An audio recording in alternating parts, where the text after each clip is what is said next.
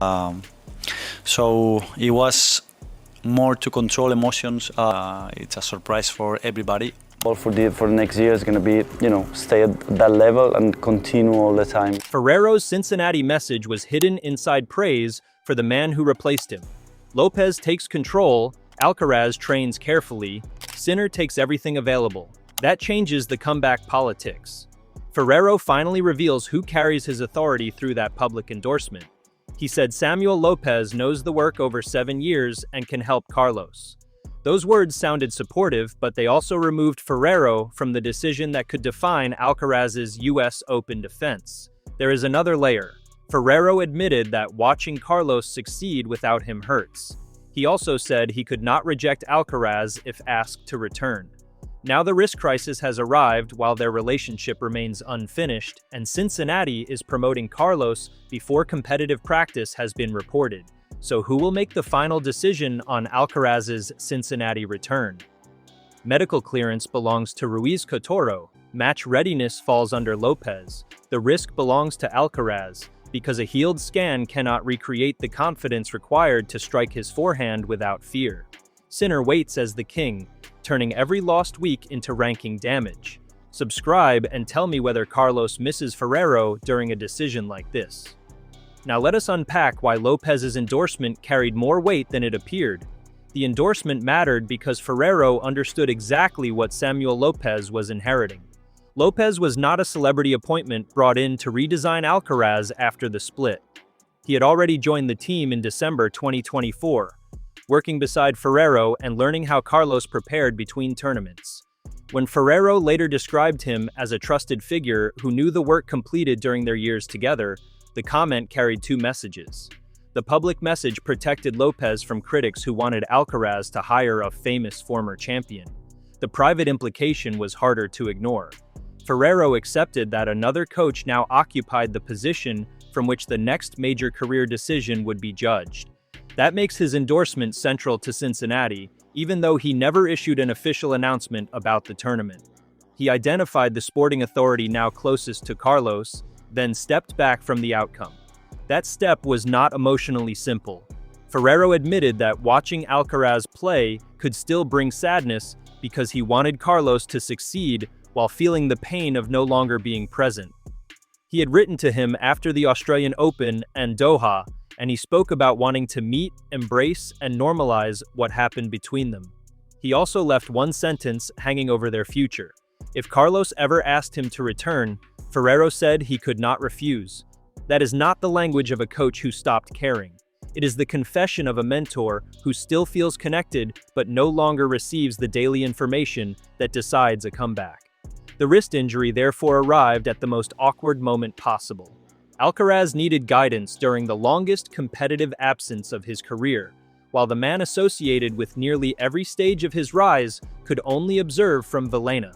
The replacement had already earned Alcaraz's trust. During the Australian Open, Carlos called Lopez one of the best coaches in the world and argued that his value had been underestimated because he was not a celebrated former player. That defense revealed how firmly the new hierarchy had been settled. Alcaraz did not sound like someone waiting for Ferrero to return. He sounded determined to prove that a quieter coach could lead him. Cincinnati now gives that confidence a different test. Tactical advice during a match is visible. Judging whether a repaired wrist can tolerate a full tournament requires decisions made away from cameras. Lopez must study how the ball leaves the racket, whether the service motion remains natural, and how Carlos responds the following morning.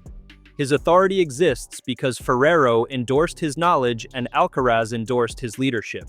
Neither endorsement guarantees the body will cooperate. The viral practice footage turned that uncertainty into an argument. On July 9th, Alcaraz posted a short training update carrying the message that he was on the right path. Fans had waited months to see his right hand controlling a racket again. The clips supplied the image they wanted, but it also exposed the limits of the recovery. Carlos was hitting controlled ground strokes rather than playing competitive. Points. His service work did not show the strain of repeated full-speed deliveries. Boris Becker looked at the footage and warned that Alcaraz still appeared far from a return. That response changed the meaning of the post. A rehabilitation update intended to show progress became evidence for people who believed Cincinnati was arriving too quickly. Another voice then pushed the story in the opposite direction. Rick Massey claimed that Alcaraz's wrist was at 100% and said Carlos had played practice matches and sets against touring professionals. That would have placed him much closer to competition than the video suggested. The claim traveled because it offered certainty during a period built on incomplete information.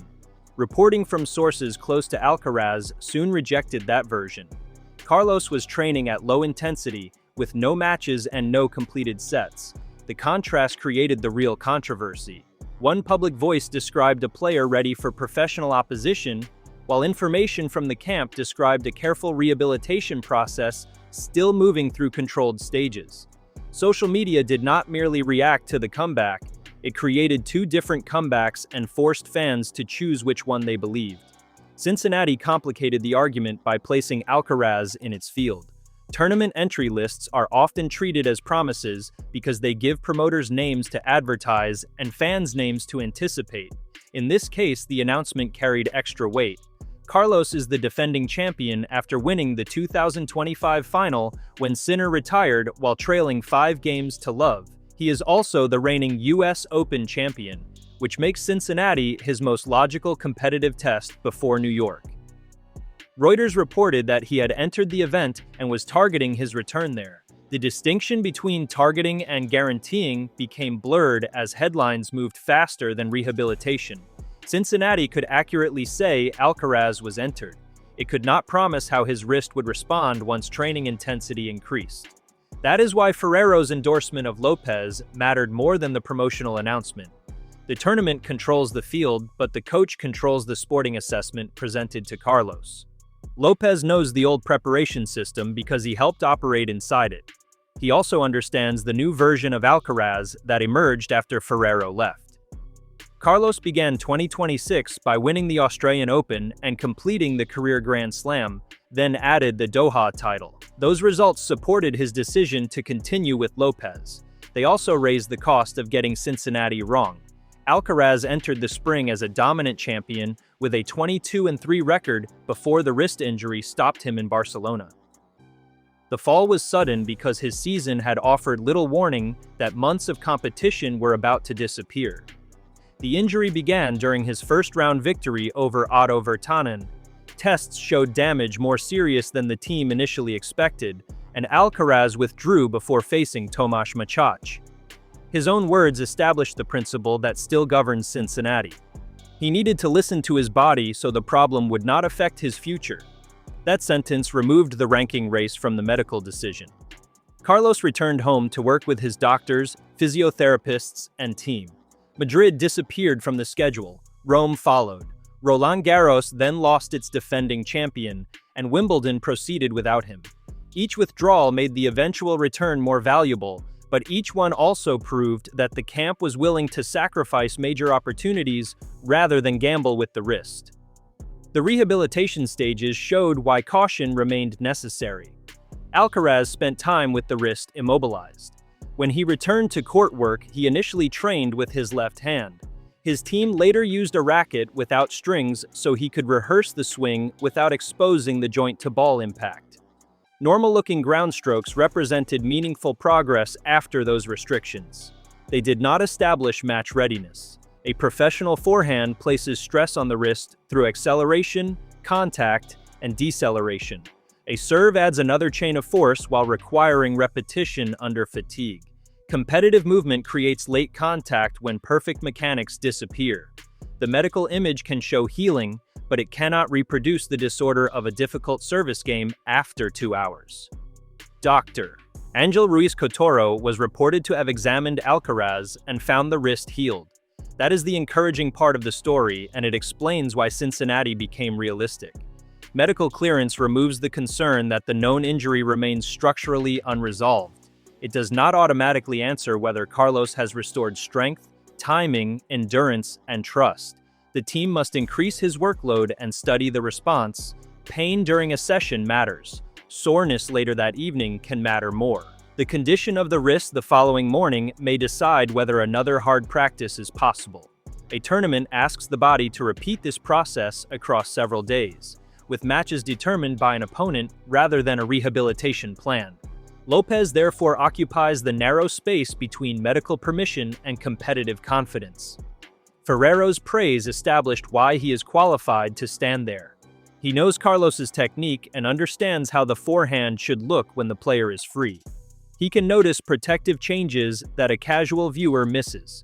A slightly shortened follow-through, reduced racket head speed, or reluctance on the return can expose doubt before Carlos admits it.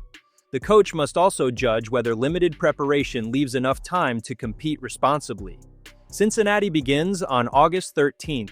Canada has already been removed from the plan. That leaves a specific window for moving from controlled hitting into points, sets, recovery, and tournament travel. This is where Sinner enters the decision without needing to contact anyone in Alcaraz's camp. The Italian has occupied the space created by Carlos's absence. He reclaimed the #1 ranking after beating Alcaraz in Monte Carlo and continued collecting the season's largest prizes while his rival recovered.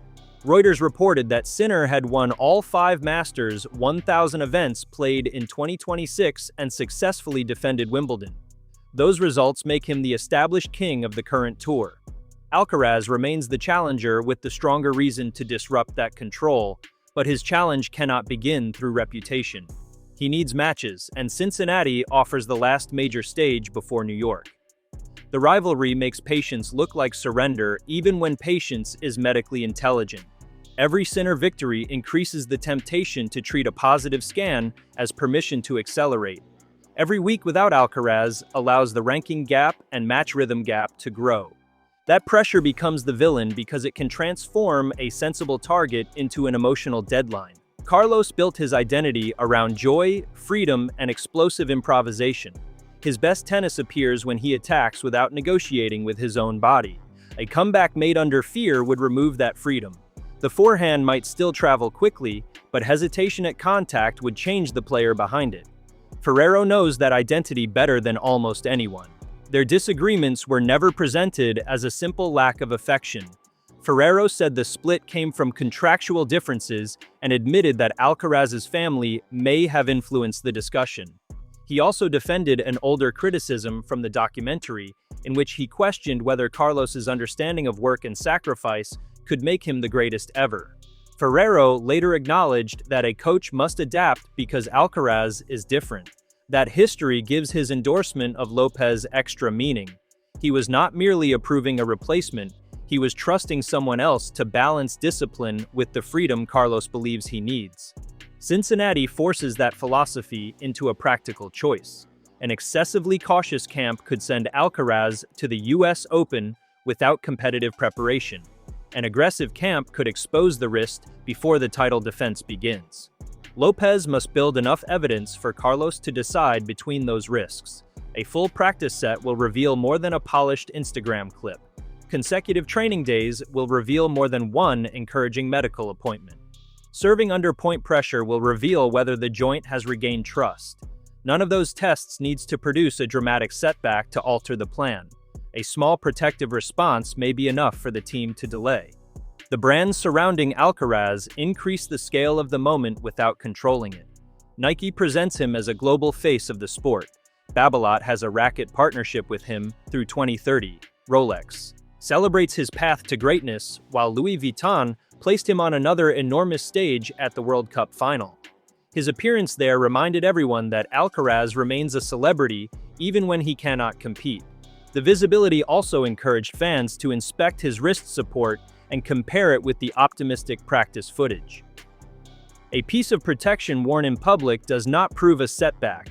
It does show how little separation remains between private rehabilitation and public speculation. That World Cup appearance became another social media turning point because it was unplanned tennis evidence. The practice video had been selected by the team.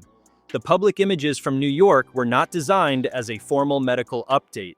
Fans froze the footage, studied the support, and asked whether the comeback message had been too optimistic. No reliable report confirmed renewed damage. Precaution remained a reasonable explanation. The reaction still mattered because comeback narratives depend on trust.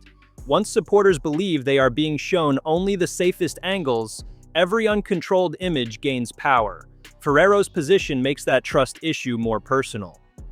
During his years with Carlos, fans knew who would be questioned when preparation failed. The coach sat in the box, spoke to the media, and absorbed part of the criticism. Lopez now occupies that exposed position, but the final Cincinnati decision cannot be placed entirely on him. He can tell Alcaraz whether the tennis looks ready. Ruiz Cotoro can explain the medical findings. Physiotherapists can report how the wrist responds. Carlos must combine those judgments with the sensation only he can feel. That is the final authority Ferrero's comments indirectly reveal. His endorsement transfers sporting trust to Lopez, but it does not transfer ownership of the risk. Alcaraz is 23, a 7-time major champion and the youngest man to complete the career Grand Slam. He is no longer the 15-year-old prospect who entered Ferrero's academy and accepted a mentor's plan. The split itself demonstrated that Carlos wanted greater control over how his career was organized. Cincinnati is the first injury decision that truly exposes what that independence costs. If he plays and wins, the choice will look brave. If he plays and suffers pain, every optimistic update will be examined as evidence that the comeback was rushed. A withdrawal would produce another argument. Some fans would call it intelligent protection, while others would say Sinner's dominance forced Alcaraz to concede the summer. The decision cannot escape controversy because every available option carries a visible loss. Cincinnati risks the wrist. Skipping Cincinnati risks arriving in New York without match rhythm. Ferrero cannot absorb that burden anymore. Sinner's presence sharpens the sporting stakes. Their 2025 Cincinnati final ended early because the Italian became ill, leaving Alcaraz with a title but denying both players the complete battle spectators expected. A healthy meeting in 2026 would offer Carlos an immediate chance to challenge the man who dominated during his absence. That possibility sells tickets and creates headlines, but it should not set the medical timetable. The rivalry will survive one missed tournament. A damaged wrist could influence every tournament that follows. The cleanest evidence will come away from social media. Carlos must complete full sessions without protecting the forehand. His serve must survive repetition. The wrist must recover well enough for him to train again. Lopez then needs to judge whether those sessions resemble preparation for a Masters event rather than another rehabilitation stage. Only after those conditions are met does Cincinnati become a responsible return instead of a hopeful entry. Ferrero's praise now looks less like a polite farewell and more like an early answer to the questions surrounding Ohio. He told the tennis world that Lopez knew the system, understood the work, and could guide Carlos. He also revealed through his absence that the old safety net was gone. The coach who helped build Alcaraz can offer emotional support from outside, but he will not sit in the meeting where the tournament is accepted or rejected. That meeting ends with Carlos. The doctor may remove the medical objection, and Lopez may provide the sporting recommendation. Yet Alcaraz must decide whether his confidence matches the scan. His core instinct has always been joy, but joy cannot be manufactured by an entry list. It returns when he trusts the wrist enough to forget it during a point. Cincinnati should happen only if that freedom survives the hardest practices his team can safely create. The debate also exposes how differently fans judge Alcaraz and Sinner. Sinner's current control is treated as proof of ruthless professionalism. Alcaraz's breaks are often interpreted through his public love of holidays, football, golf, and life away from the court. That contrast invites an unfair suspicion whenever Carlos chooses caution. Ferrero's old comments about sacrifice make the suspicion easier to revive, even though missing Roland Garros and Wimbledon offers no evidence that Alcaraz treated rehabilitation casually. His team followed a conservative program, and the slow return to right-handed hitting supports that account. The gossip survives because Ferrero once questioned whether Carlos could combine his preferred lifestyle with a pursuit of historical greatness. Cincinnati now looks like a referendum on that argument, although one tournament cannot settle it. Lopez also faces a reputational test that Ferrero never had to face in this form. A safe withdrawal could be portrayed as weakness under the new coach. An unsuccessful return could be blamed on his judgment. Victory would invite claims that the wrist concern had been exaggerated. Those reactions reveal why the entry list became so powerful. It gave every side a future result capable of supporting what they already believed. Lopez must ignore that noise because his responsibility is not to win the online argument. He must provide Carlos with an honest assessment built from training evidence. The decision should therefore remain boring until the racket makes it obvious. That restraint matters because careers can change through one impatient afternoon. Increased intensity, recovery checks, and unrestricted point play will supply the answer. Ferrero's public endorsement tells viewers whom he trusts to interpret those signs. It does not mean he secretly controls the camp, and no verified report places him inside the medical discussions. The strongest reading is more human. Ferrero helped choose the person now guiding Carlos, then found himself watching that person handle the crisis he once would have owned. The final decision, therefore, reveals something larger than a comeback date. It measures whether Alcaraz's new structure can protect him while Sinner rules the tour and Ferrero watches from a distance. Lopez inherited authority, Ruiz Cotoro guards the medical threshold, and Carlos owns the consequence. Subscribe and tell me whether you would play Cincinnati for the match practice or protect the wrist until New York, because this choice could shape far more than one tournament.